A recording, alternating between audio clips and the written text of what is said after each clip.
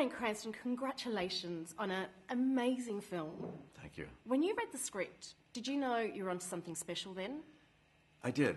The actors, we can really identify well-written material, and when we do, we go after it with a vengeance. And this story was remarkable in and of itself, and then the screenplay really supported that story, and Ben Affleck's deft hand at handling the subject matter and his passion for it. It made for a great shoot. It's a fantastic story, true. And I think if someone wrote this as a fictional piece of literature, they would think, no, it's implausible, it could never happen.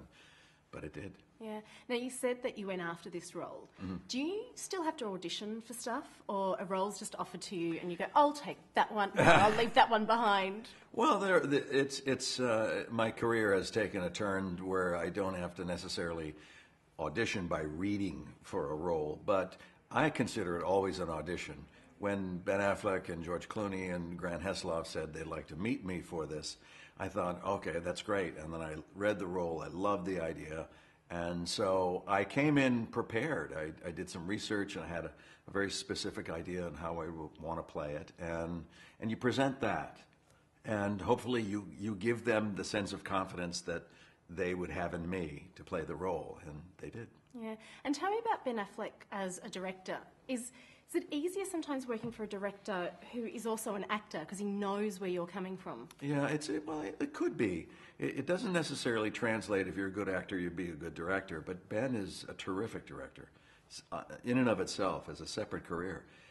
He creates a nice, comfortable set, relaxed. It allows the actors to feel that we could take risks and try some things. An actor can speak shorthand to another actor, and you drop maybe one word, a very, visual word, an adjective or something, drop that in as a suggestion, and then the actor goes, okay, got it, let me just take it from there, and you process it and then perform it. Now, you mentioned taking risks. When you were offered the role of Walter in Breaking Bad, did you think that was a huge risk? I mean, it paid off. But did you think when you initially read the script, No, to actors, we really don't mind playing bad or good or anywhere in between.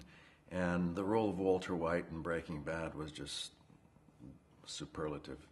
It was just, it's the best role of my life. I know that I will not have a greater role than Walter White.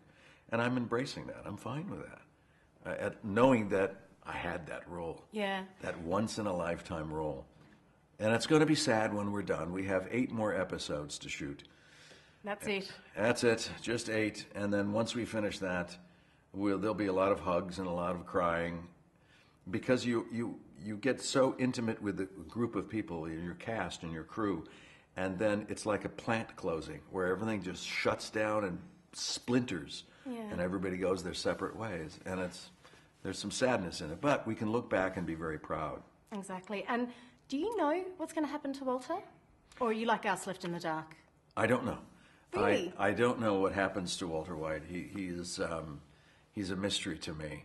I chose not to know the ins and outs and day-to-day of what's going to happen. So I'm on the roller coaster ride with the audience, the twists and turns of what's happening to him. Unlike on Argo, where you do want to know a beginning, middle, and end of a picture so that you can modulate your performance. And as Argo gets in the third act and the tension mounts, you have to crank it up as well. How have playing characters like the one you play in Argo, the CIA agent, and Walter, how have they changed your perspective on life? Or do they? Well, it's created, professionally, it's created a tremendous opportunity for me, and a higher level of scripts and meeting really terrific filmmakers and playwrights and directors. I don't know if it's changed my perspective on life. Aside from the fact that I'm just so blessed, I don't know why I've been so lucky, but it's certainly I've received a great deal of good fortune, and so happy it came my way. And so what's next? We know you've got the 8 episodes left to shoot. Will there be a movie like Entourage, or is that going to be it of Breaking Bad? I don't know. I don't know if anyone's going to be left alive on Breaking Bad yeah. to be able to shoot a movie. A ghost movie. A ghost movie. Yeah, or maybe a prequel. Yeah. I don't know. I would love to if our writer, Vince Gilligan, feels that there's still more to be told of that story. But I don't want to do it just for the sake of doing a movie and have it hollow and kind of wandering aimlessly. You know, I'd rather walk away and look back and be very proud and say, that was some good times. Well, Bryan Cranston, you can be very proud of Breaking Bad, as can you of Argo. It's been such a pleasure to talk to you. Thank you. It was nice to meet you. Thank you so much. Thank you.